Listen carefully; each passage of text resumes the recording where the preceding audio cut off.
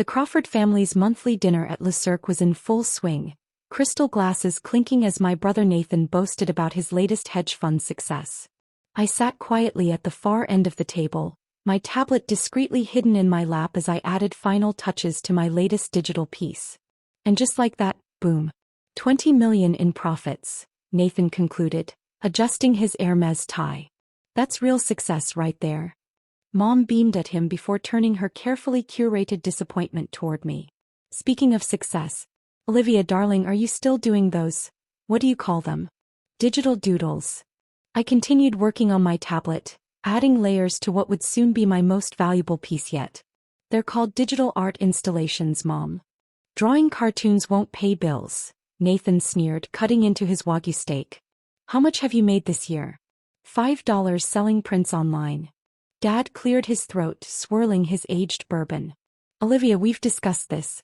The art gallery position at your uncle's firm is still open. Real art, proper paintings. Something respectable. I glanced at my phone as another notification came through. My latest NFT collection was ready for the midnight launch. The digital gallery was set, the smart contracts in place, and my true identity still carefully hidden from the art world. I'm quite comfortable with my career choice, I replied calmly. Career? My sister Victoria laughed, her investment banking badge gleaming. Living in that tiny studio drawing on a computer all day? That's not a career, that's arrested development. I checked my watch, 10 minutes until the Christie's announcement. Remember when you actually painted? Mom sighed. Such lovely watercolors. But this digital nonsense, it's not real art. My phone buzzed again. The private collector's offer had increased to $90 million for exclusive rights. I declined with a quick tap. The public auction would bring more. At least take some business classes, Nathan pushed. Learn something practical. These NFTs and crypto art things you keep talking about, it's all a bubble. I smiled slightly, thinking of the cryptocurrency wallet they knew nothing about. The digital art market is quite robust, actually. Digital art market? Victoria scoffed. Please. I work with real money, Olivia. No one's getting rich drawing cartoons on an iPad. The restaurant speakerphone suddenly crackled to life. A call I'd been expecting. Ms. Crawford. A crisp British accent filled the private dining room. This is Alexandra Montgomery from Christie's Contemporary Art Division. Your digital collection Quantum Dreams has just closed at auction for $80 million. Congratulations on breaking the record for digital art sales. The silence that followed was deafening. Nathan's fork clattered against fine china. Mom's carefully maintained composure cracked. I believe there must be some mistake, Dad stammered. My daughter Olivia.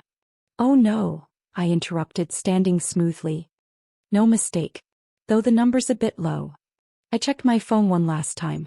The complete collection just passed 100 million with the Tokyo bids. The digital art world was about to learn my name, and my family was about to learn just how wrong they'd been about drawing cartoons. The next morning, every major art publication and financial news outlet carried the story. My face, not the anonymous digital avatar I'd used for years, graced the cover of Forbes. The Digital Da Vinci, How Olivia Crawford Revolutionized Modern Art. I sat in my real studio. Not the tiny apartment my family knew about, but the entire top floor of a converted Soho warehouse. Holographic displays showed my latest works floating in the air, while screens tracked global auction prices for my collections.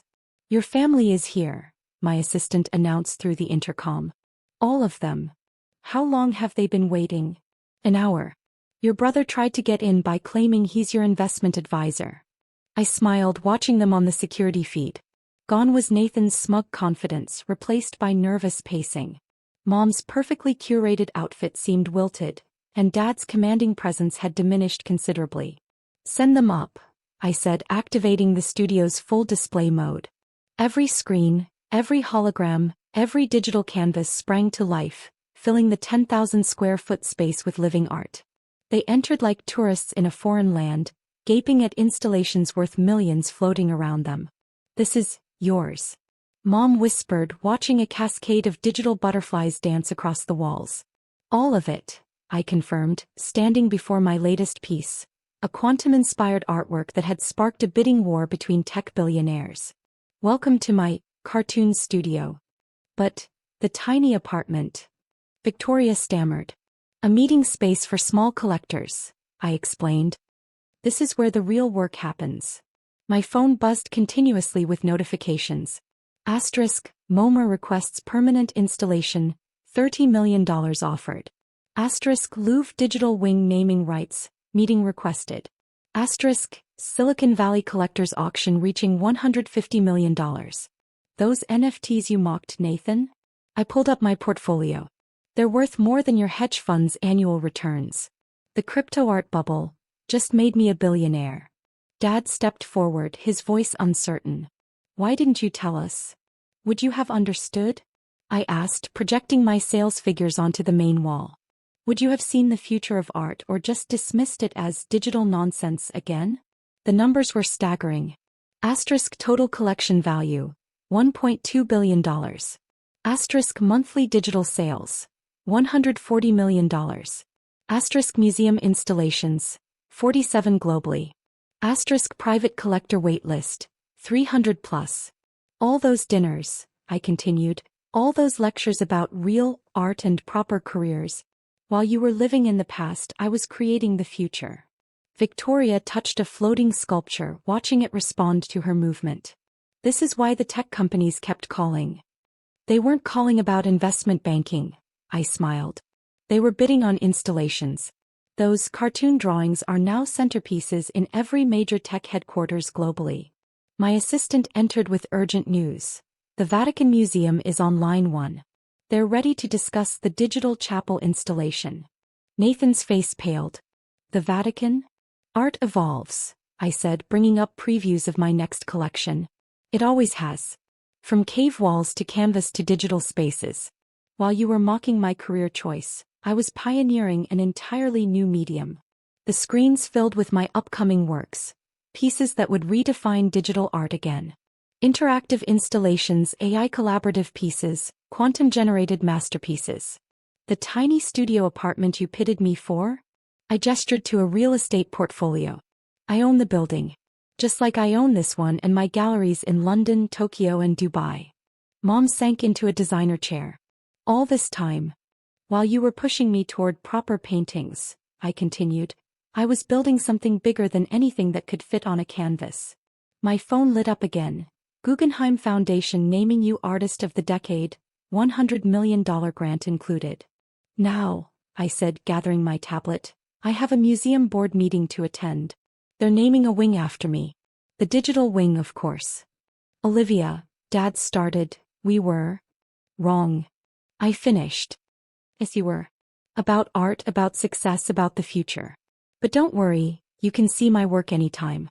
Just like everyone else, after paying admission. The holographic displays shifted, creating a path to the door. My next collection's preview played on every screen, pieces already valued at 9 figures each. Your cartoon drawings are actually worth something, Nathan admitted quietly. I smiled, thinking of all those dismissive family dinners. They always were, Nathan. You just couldn't see it through your traditional banking lens. The future of art was digital, and I hadn't just joined it, I'd defined it. 1 year later, I stood in the newly christened Crawford Digital Arts Wing at the Metropolitan Museum of Art. The space was a testament to how far digital art had come, and how far my family had fallen from their pedestals of certainty. The opening gala buzzed with energy as tech titans, traditional collectors, and art world royalty mingled beneath my installations.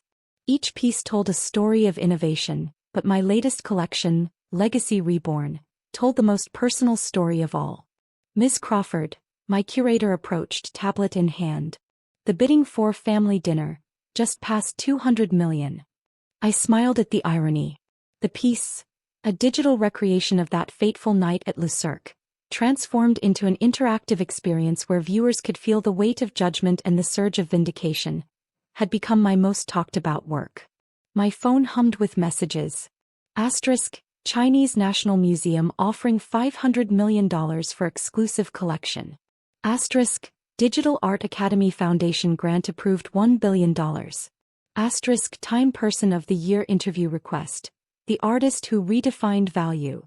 I spotted my family entering the gala, looking distinctly less confident than they had at those monthly dinners.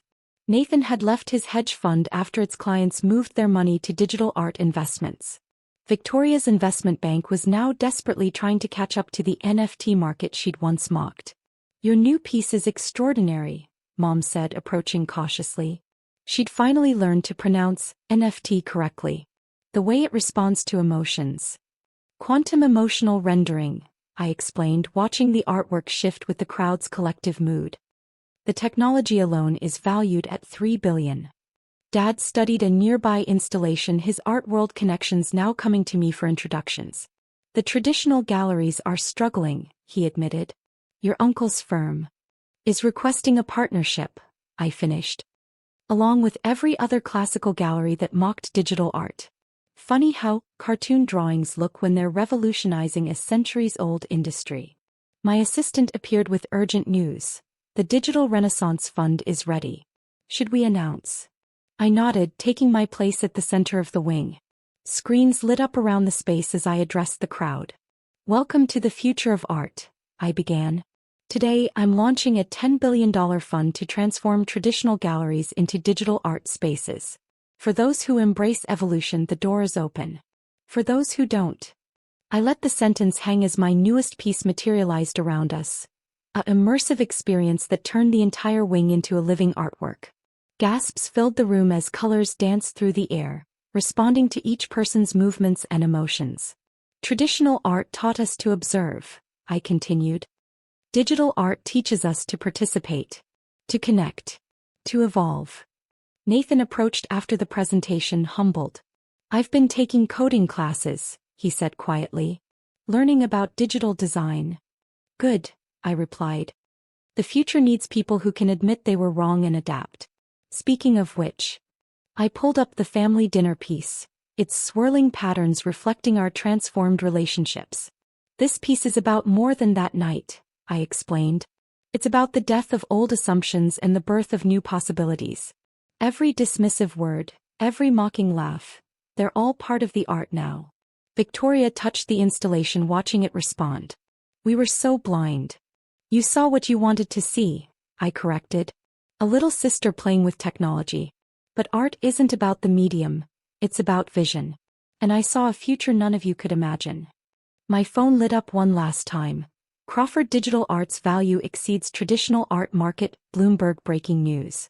The gala continued around us, but the power dynamics had shifted permanently. The failed artist had redefined success, and the family that once dismissed her now stood in her gallery, surrounded by the future they'd failed to see. "By the way," I said, preparing to address another group of admirers, "I'm hosting the next family dinner. In my digital dining room, of course. The menu is virtual reality and the dress code is innovative." The art world had changed forever, and I hadn't just changed with it. I had become the change itself. Looking up at my work, at the crowds of people experiencing art in ways no one had imagined possible, I smiled. Success, like art, was never about following the established path. It was about creating your own.